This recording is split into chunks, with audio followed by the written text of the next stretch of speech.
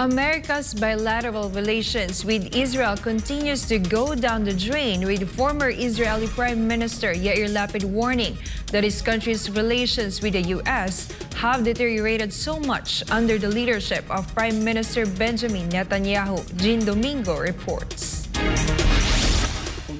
The United States is no longer Israel's closest ally. This was said by Israeli opposition leader and former Prime Minister Yair Lapid on Monday at a faction meeting of his Yesh Atid party. Lapid argued that the government of Netanyahu is destroying the alliance with the United States by trying to pass controversial judicial reforms. In an interview with the Israeli media, Lapid said, and quote, "The Americans say they have no shared values with this government. It affects every aspect of U.S.-Israel relations, their attention and their willingness to leave their comfort zone for Israeli interest. They will not do it for the most extreme government in the history of the country." End of quote. Netanyahu has spent 12 years as the Prime Minister of Israel. But in June 2021, a coalition led by Lapid ousted Netanyahu from his position. He later returned as the Prime Minister of Israel after winning the December 2022 election. Meanwhile, in late March, U.S. President Joe Biden raised concerns about the democracy of Israel over months of protests due to the proposed judicial reforms. Biden said, and quote, "Like many strong supporters of Israel, I'm very concerned. I'm concerned that they get this straight. They cannot continue down this road. Netanyahu won't be invited to the White House in the near term." End of quote. However, Israeli Prime Minister Benjamin Netanyahu responded to Biden, saying that Israel is a sovereign country and makes decisions by the will of its people and not based on pressures from abroad, including from the best of friends.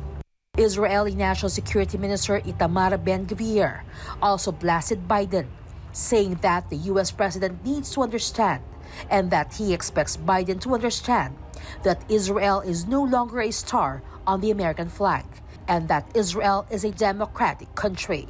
It can be remembered that on Monday, Biden invited Netanyahu to visit the White House later this year.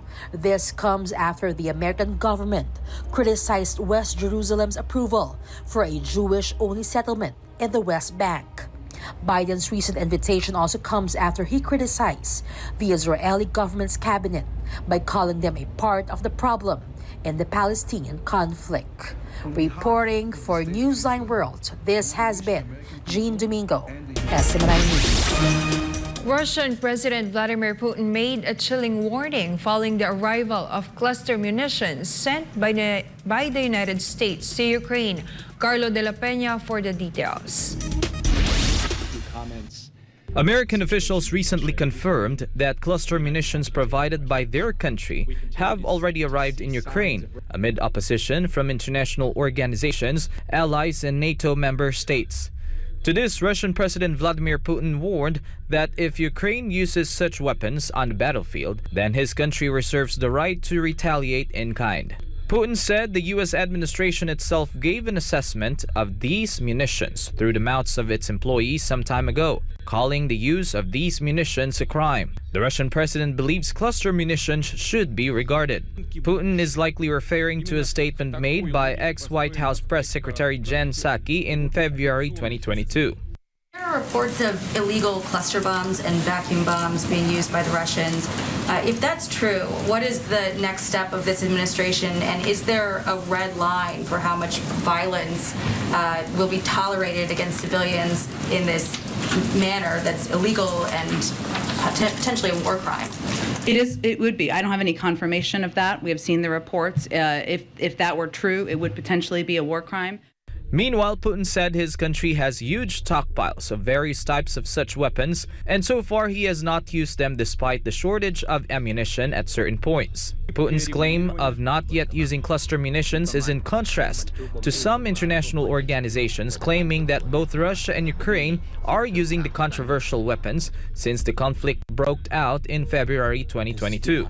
Meanwhile, Russian Defense Minister Sergei Shoigu on July 11th warned that Russian cluster munitions are much more effective than American ones, as their range is broader and more diverse. It can be remembered that U.S. National Security Advisor Jake Sullivan rejected criticisms over the controversial weapons, saying that Washington retains its moral authority by providing cluster munitions for Ukraine. Meanwhile, earlier this month, U.S. President Joe Biden in a CNN interview suggested that the U.S. and Ukraine had shortages of ammo. That's why America decided to provide cluster munitions. The controversial weapons are banned in more than 100 countries due to the risk they pose to civilians because some of the bomblets it releases fail to detonate. According to Amnesty International, over 86,500 civilians have been killed by cluster munitions since World War II. Reporting, this has been Carlo de la Peña, SMNI News.